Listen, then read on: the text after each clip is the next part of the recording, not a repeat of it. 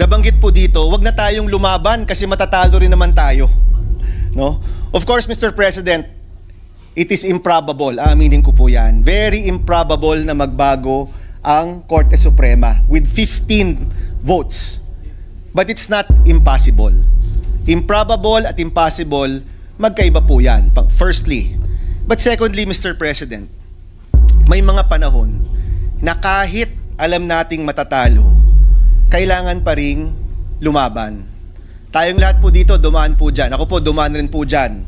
Kahit mukhang mahirap, kahit mukhang matatalo, kailangan lumaban pa rin.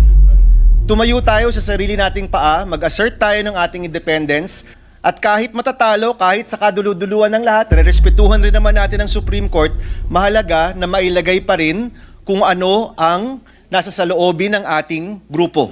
Mahalaga pa rin na malagay natin kung ano talaga ang posisyon ng Senado pagdating sa ating independent nature and being the sole authority to try and decide impeachment cases kahit po matatalo.